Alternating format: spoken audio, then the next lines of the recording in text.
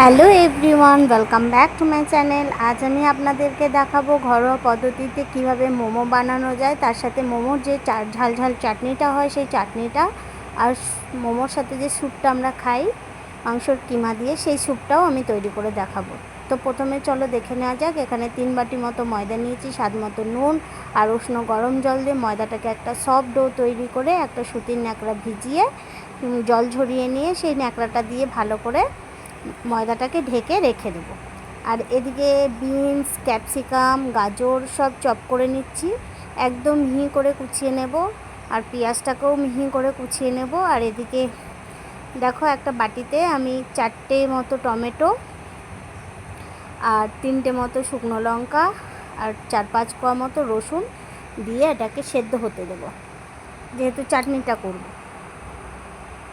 আর এদিকে প্রথমে একটা গামলাতে মাংসর কিমা নিয়ে নিয়েছি। মাংসর কিমাতে 1 চামচি মতো গোলমরিচ গুঁড়ো দিয়েছি, আর কুচিয়ে রাখা পেঁয়াজ, ক্যাপসিকাম, গাজর, বিনস সব একে একে দিয়ে দেব। আর আদা রসুনের পেস্ট দেব, আর 1 চামচ মতো মানে 1 ঢাকন মতো সয়া সস, ডার্ক সয়া সসটা দেব, আর স্বাদ মতো নুন দিয়ে খুব ভালো করে এটা ম্যারিনেশন করে রেখে দেবো। আর এদিকে একটা প্রেশার কুকারে এক টুকরো লেবুর রসও দিয়েছি, মানে একটা পাতিলেবুর অর্ধেকটা রস এখানে দিয়েছি।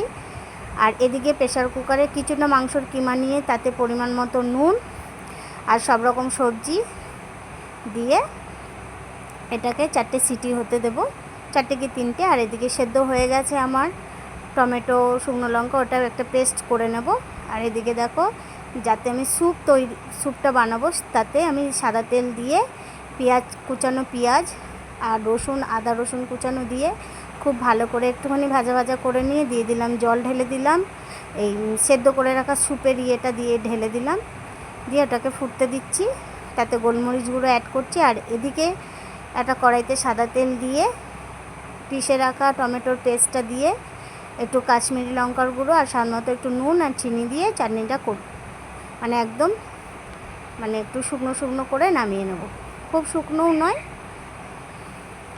টমেটোর কাঁচা গন্ধটা চলে যাবে সেই অবধি। আর এদিকে ময়দাটাকে বার করে নিয়ে এবার একটা বড় রুটির আকারে বেলে নিলাম, তারপর গোল গোল করে চেপে কেটে নিয়ে তৈরি হয়ে